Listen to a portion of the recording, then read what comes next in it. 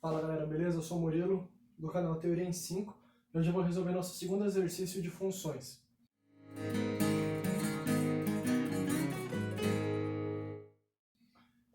Esse é um exercício adaptado da Olimpíada Paulista de Matemática, tá? Então vamos lá. Considere a função f de um domínio dos reais nos reais. A função é definida por x dividido por menos x ao quadrado mais 1, beleza? Aí o enunciado pede: determine o maior domínio D que essa função pode admitir. E no item B, determine a imagem para x entre 2 até 3. Para resolver o primeiro item, a gente precisa considerar o seguinte, ó. O numerador dessa função pode assumir qualquer valor, não tem problema para a gente resolver essa conta. Agora, o denominador ele precisa obrigatoriamente ser diferente de zero, porque como vocês sabem é impossível a gente dividir por zero.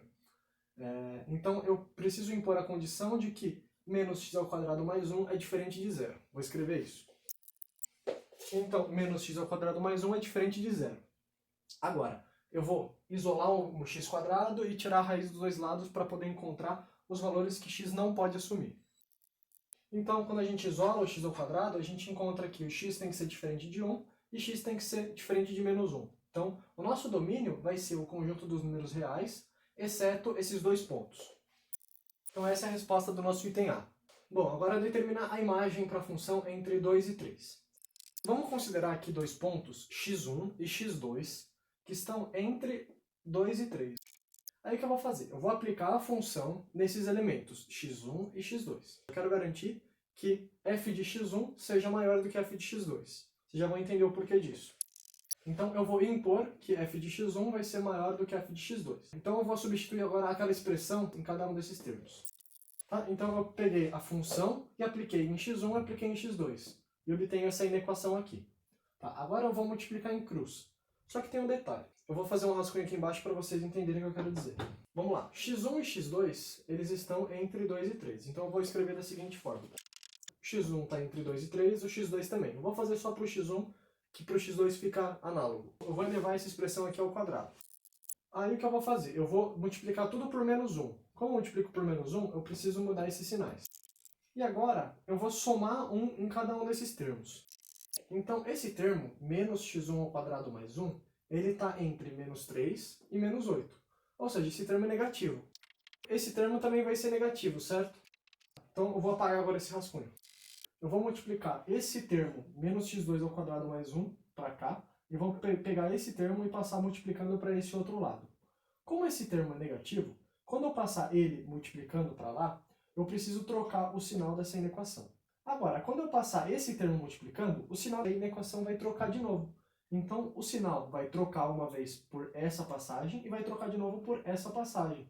De modo que trocar duas vezes significa manter a mesma coisa. Tá? Então eu simplesmente multiplico em cruz sem mudar o sinal. Agora o que eu vou fazer é o seguinte, eu vou abrir essa expressão. Agora o que eu vou fazer é o seguinte, eu vou passar esse termo para esse lado da inequação e eu vou passar esse termo para esse lado da inequação.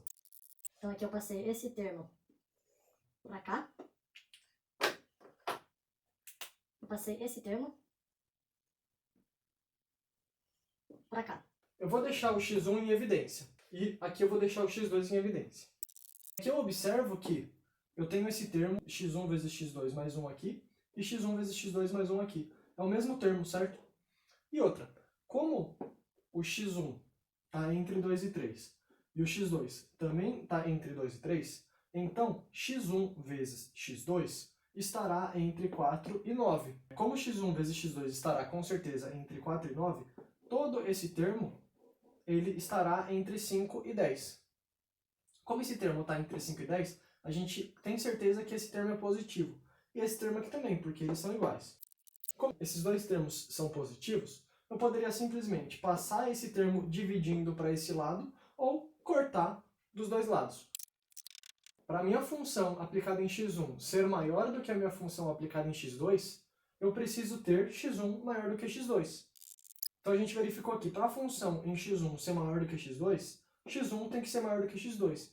Então, quanto mais a gente aumentar o valor de x nesse intervalo, maior será a nossa função. Ou seja, a função é crescente nesse intervalo.